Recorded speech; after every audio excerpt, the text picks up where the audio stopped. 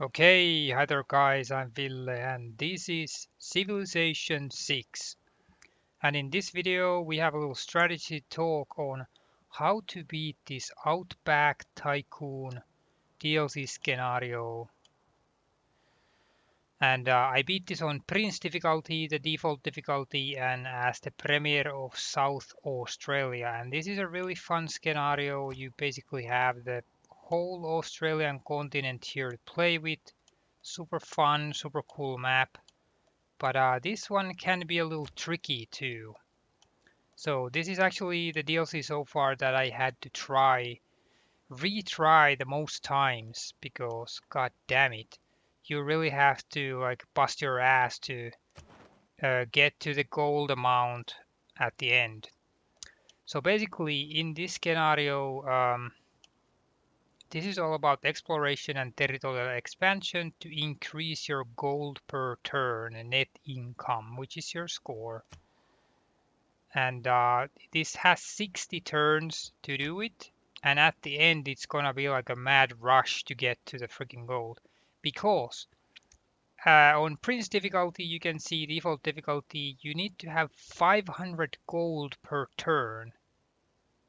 So that's like, good lord, that's a lot of gold. And of course, this scenario has some other cool things that the Outback is actually dangerous. So there's no combat, but your civilian units can get bitten by or get beat by freaking snakes and spiders, etc., etc. So very, very fun take on a new twist on the game for sure. But yeah, how to get that gold amount? And there's one method that does work, and that is the AIF training. And this is a civic that you unlock here, the Great War. And I think there's an inspiration here at turn 45. You get like major boost towards this or something. But you need to research this Great War thing and then you get the AIF training. So Australian Imperial Force project. And this is basically like making soldiers for World War I and World War II, and completing it in a city provides a plus 10 boost to that city's gold per turn. So that's how you can ramp up your gold drastically. So what I did basically here, and this is not an optimized game at all, but I did manage to pull it off here. What I did, I just put on production in these cities, production, and then when I got the AIF project, then or AIF training, then I switched all my cities to do this AIF training. And what you basically do is you put all your cities on this, and then you use your farmers to cut down all of the jungle or all of the trees around the cities. So like you can see here that I have cut already these trees, and these are like second grown. These are planted trees which you cannot cut for yields, which is like, unfortunate.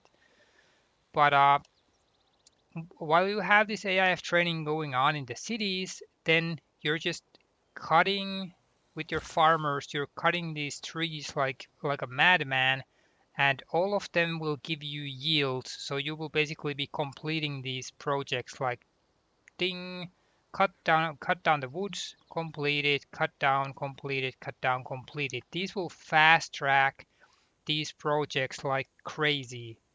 So that's how you can actually win this scenario. I barely managed to beat it, and this is not optimized at all, but I did it.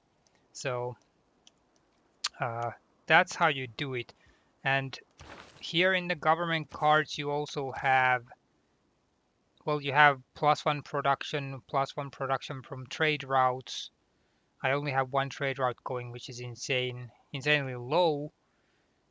And but this one plus 100% production towards AIF projects. So you definitely want to have this one going on here.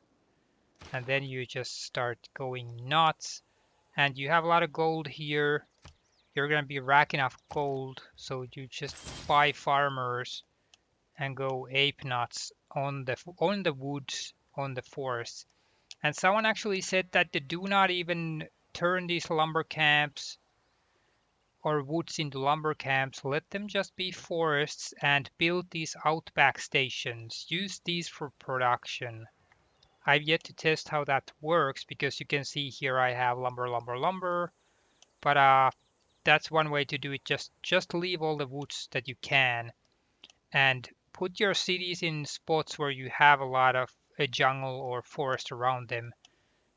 There was like a lot of woods over here. These have been cut already, and look at this. Look at this city here.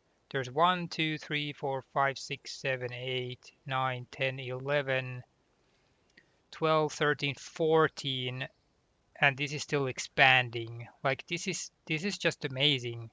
3 turns to complete this, and then you're just gonna go here and cut these freaking. You're gonna be cutting all these jungle around here. That's massive amounts of freaking production. So you're gonna be completing a lot of these projects here. So that's what I would do if I would play this again. I would put all my cities to these kind of spots where you have rivers and a lot of jungle and forest going on.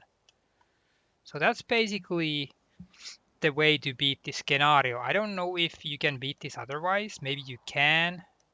Like there's all kinds of things that you can earn money with. There's seaside resorts. There's airstrips that you can build. There's natural parks that you can do. Here you have an airstrip. The seaside resorts have to be built on the coast, etc. And you can do the trade routes. Some of these cards here. Some of these cards will give you like plus gold on mines and quarries and trade routes and all sorts of things, but you need a lot of money to beat this on default difficulty, so I don't know. This AIF training seems to be the way to go. So how you might wanna try to approach this scenario is, like I said, leave the woods alone, just make a lot of outback stations, and then amass a lot of farmers. So when you hit that crucial civic here, the Great War, then you already have a massive amount of farmers ready to pounce on the woods and jungles. So yeah. And here you can see, well, you can build mines. There's uranium here now. So getting a lot of production from other means. But that's basically it. That's the method to do this. And trade routes, well, you can do whatever you want to do with the trade routes. I usually trade with my own cities. I only have one here. I don't even know how that's possible. But that's just how it is. And the scenario, other stuff to note here. I was playing as South Australia. All graziers get 1 extra build action. Well, this is good if you're building the outback stations.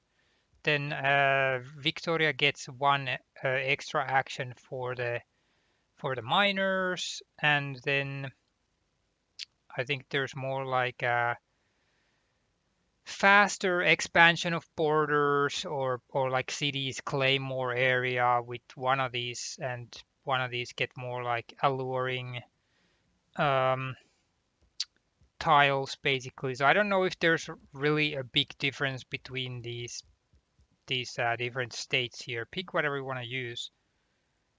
And the only thing here is that +3 housing for any city on the coast. So so these cities are gonna have more housing if it's on the coast, but you need to get those woods. Like look at this Adelaide here. We have only 1 forest tile here. Only 1. So I can't do anything. I can't do anything when I'm trying to do the freaking project here. There's nothing I can do because there's no woods around here. So definitely need to pick your spot. But I put this over here. It's a Great Barrier Reef over here. So I'm getting some, like, a lot of food and extra science from this spot. So that's why I picked this spot for this. And there's some other wonders here, natural wonders. I think the Ayers Rock is around here. This part of the map that has some extra culture around it. and then around here, this southwestern area, there can be like a jungle. Oh yeah, I think this is one. This is a wonder. I don't know what it's called, but you can see there's extra culture around here. Some sort of rock formation, pinnacles. Okay, pinnacles. Uh, so this is a spot that you can get some extra culture from, and then I found it at this place somewhere around here. There was like a jungle that is a natural wonder. Or again, it has like extra culture and you can turn it into a national park.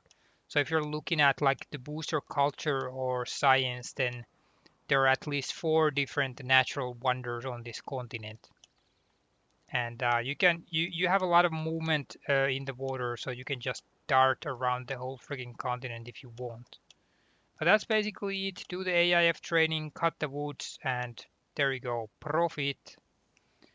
So that was basically that. Australia scenario, really fun map, but a little